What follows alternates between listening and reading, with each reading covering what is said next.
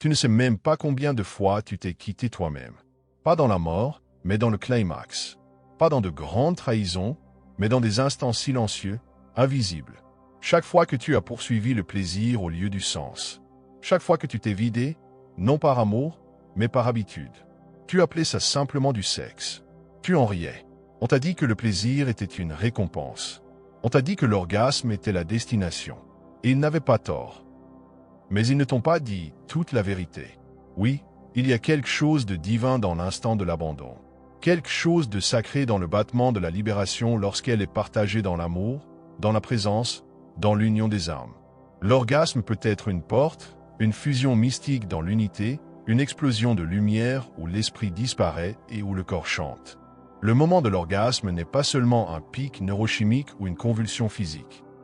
Il est, dans les dimensions cachées de l'être humain, une rupture profonde, un événement énergétique au cours duquel le corps subtil se détache momentanément de la forme physique, exposant l'âme à des forces au-delà du monde matériel. Cette rupture est ce que les anciennes traditions ésotériques appelaient la déchirure céleste. Et dans son sillage, l'âme peut soit s'élever, soit se fragmenter, soit s'écouler subtilement vers des dimensions qui dépassent notre compréhension. De nombreuses lignées spirituelles anciennes considéraient l'orgasme avec une double révérence comme un passage sacré et comme un piège potentiel.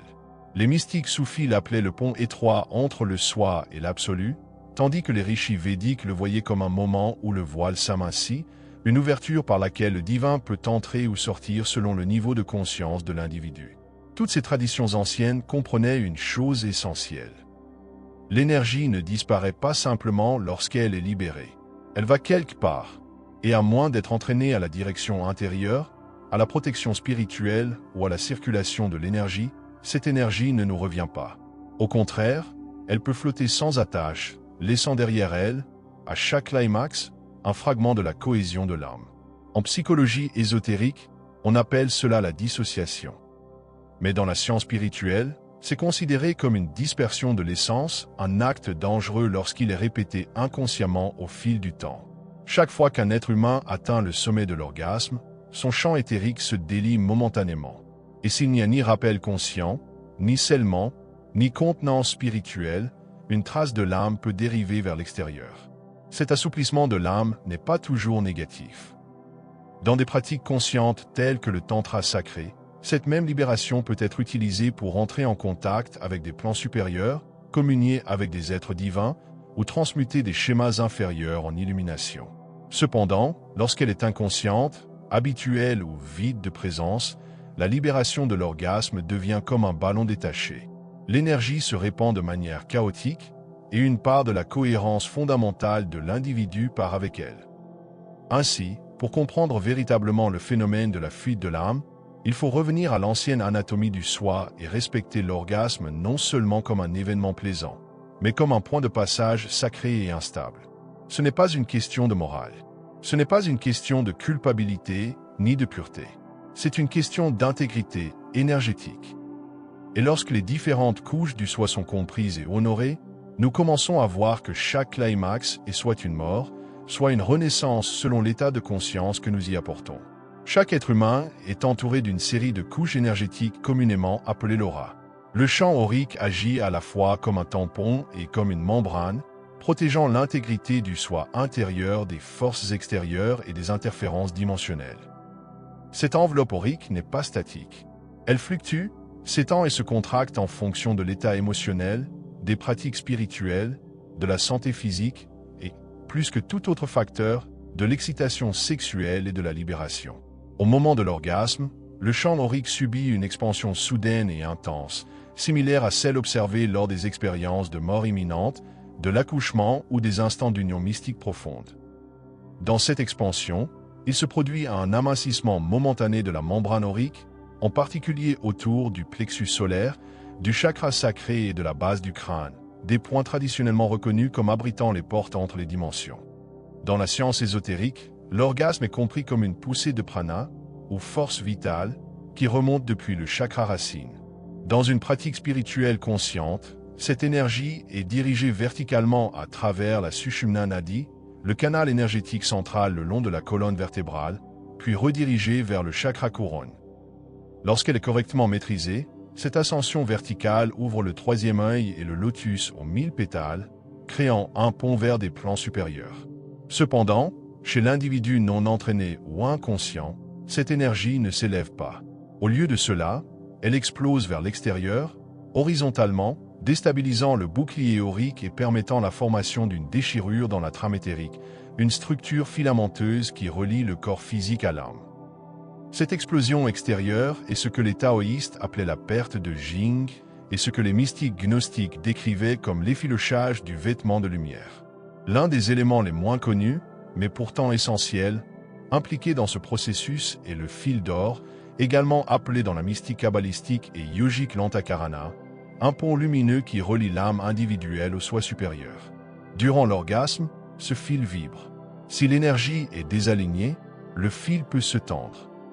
Et bien qu'il ne se rompe qu'au moment de la mort, il peut perdre de sa tension, affaiblissant l'ancrage de l'âme et ouvrant des points d'accès subtils par lesquels l'énergie, et parfois la cohérence spirituelle, peuvent s'échapper.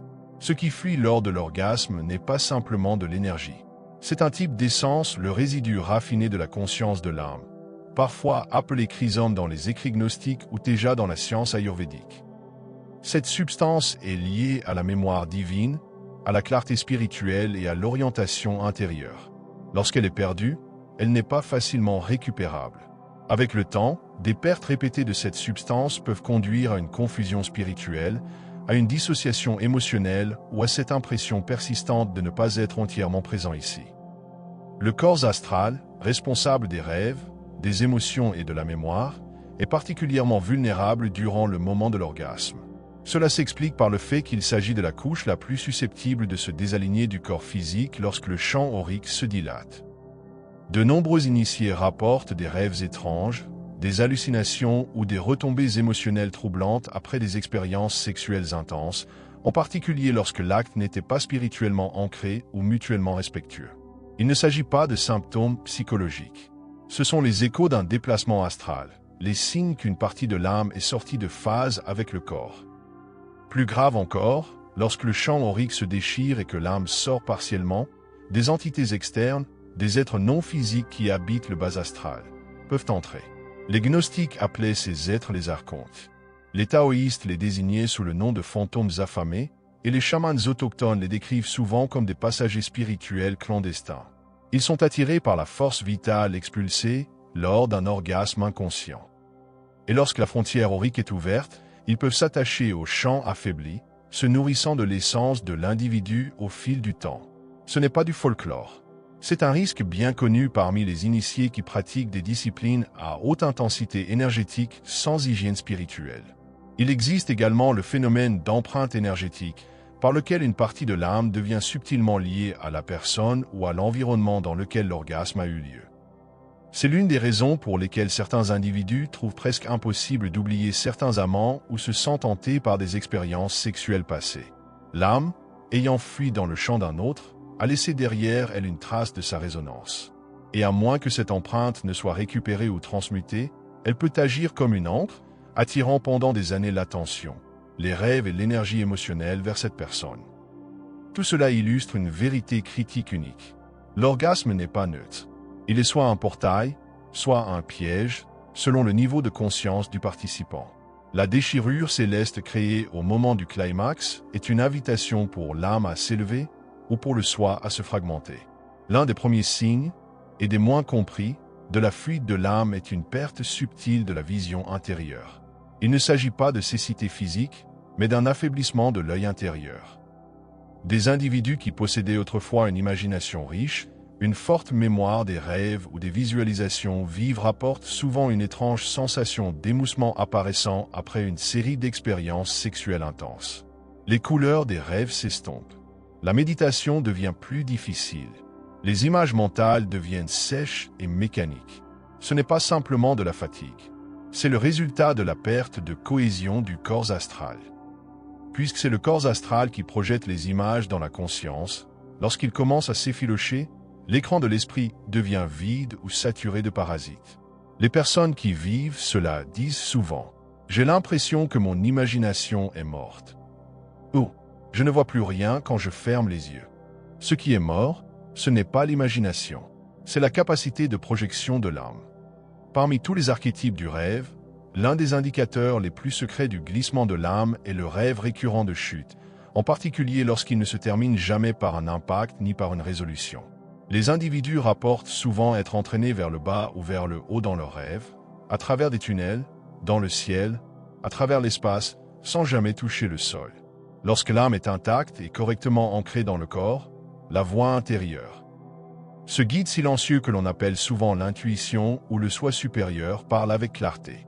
Mais après des fuites répétées de l'âme, les individus commencent à percevoir des interférences dans cette voix.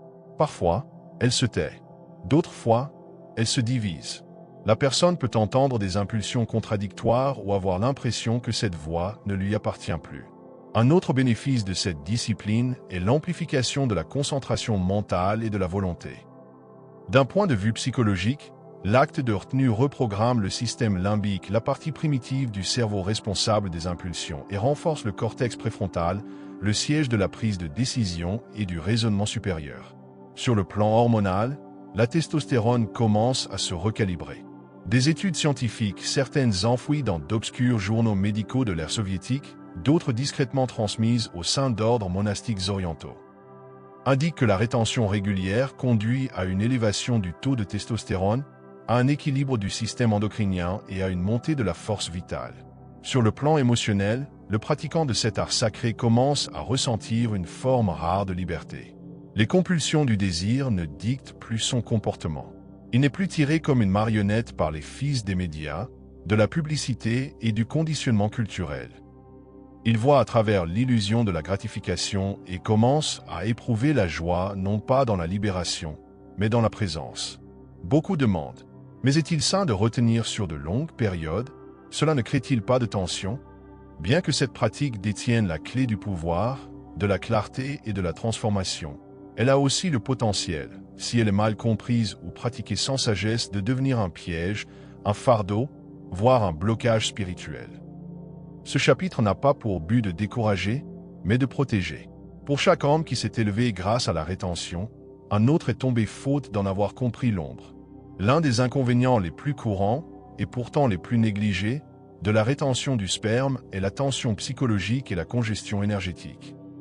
Lorsqu'un homme commence à retenir sa semence sans comprendre les principes de la transmutation énergétique, il est susceptible d'éprouver de l'agitation, de l'irritabilité, des sautes d'humeur, et même une forme de paralysie anxieuse. Le sperme n'est pas seulement un fluide physique, c'est de l'énergie. Et l'énergie, comme l'électricité, doit être ancrée ou canalisée. Si les canaux du corps, ce que les yogis appellent les nadis et que les sages chinois nomment les méridiens, ne sont pas ouverts et fluides, l'énergie s'accumule comme de la vapeur dans un récipient scellé. Avec le temps, cette pression peut se manifester sous forme de maux de tête, d'insomnie, d'agitation, ou même de pensées obsessionnelles. D'un point de vue psychologique, cela se traduit par une hyperfocalisation sur l'idée de pureté. L'individu devient obsédé par le comptage des jours, la mesure des séries, l'évitement des déclencheurs et le contrôle de chaque pensée. Ce qui avait commencé comme une pratique spirituelle devient une prison mentale. La libido, lorsqu'elle n'est pas intégrée avec douceur, devient une source de honte ou de peur. Dans ma pratique clinique, j'ai vu de nombreux hommes développer un conflit profond entre leur sexualité naturelle et leur désir de s'élever spirituellement. Au lieu de trouver la libération, ils sombrent dans la haine de soi, la culpabilité religieuse ou le perfectionnisme spirituel. Un autre danger subtil mais grave est l'inflation de l'ego. Retenir sa semence pendant de longues périodes, surtout au premier stade du développement spirituel, peut créer un puissant sentiment de supériorité ou d'orgueil spirituel. L'homme peut commencer à se percevoir comme plus éveillé, plus discipliné ou plus masculin que les autres. C'est une illusion fatale. Le chemin de la rétention, s'il n'est pas accompagné d'humilité et de service, gonfle l'ego inférieur au lieu d'éveiller le soi supérieur. Cette identité gonflée devient fragile, défensive et isolée. L'homme commence à croire qu'il est au-dessus des autres, et ce faisant, rompt la connexion du cœur même sur laquelle repose le véritable pouvoir spirituel. D'un point de vue biologique, une rétention prolongée et rigide peut entraîner des déséquilibres hormonaux et une stagnation physique. Le système reproducteur masculin n'est pas conçu pour retenir le sperme indéfiniment sans cycle de libération et de renouvellement. Si la rétention à court ou moyen terme peut augmenter la testostérone et la vitalité, une rétention à long terme, surtout sans débouchés énergétiques ou créatifs appropriés, peut au contraire conduire à un plateau, voire à une baisse de la testostérone, à un engourdissement de la libido et à un émoussement émotionnel. Le corps commence à signaler qu'il a besoin d'une réinitialisation. Mais l'esprit, par peur ou par orgueil, refuse. Cette rigidité peut créer une fracture entre le mental et le corps, entraînant une fatigue physique, des tensions dans la région pelvienne et une perte de fluidité émotionnelle. Il existe également un danger spirituel profondément mal compris, que j'appelle le contournement de l'ascension. Cela se produit lorsqu'un homme utilise la rétention du sperme, non comme un outil de transformation authentique, mais comme un moyen d'échapper à la douleur émotionnelle, au traumatisme ou aux blessures non résolues. Au lieu de faire face à son chagrin, sa colère, sa solitude ou sa peur, il se cache derrière la discipline. Il confond la répression avec la purification. Mais l'âme ne peut pas être trompée. L'enfant intérieur non guéri, la rage refoulée, l'ombre abandonnée. Toutes ces forces commencent à émerger avec plus de violence lorsque la force vitale est intensifiée. Si elles ne sont pas accueillies avec honnêteté et intégration émotionnelle, elles peuvent provoquer des effondrements émotionnels spontanés, des cauchemars sexuels, des rechutes compulsives, ou pire encore, une fragmentation psychique. S'il te plaît, partage cette vidéo avec toute personne qui en a besoin.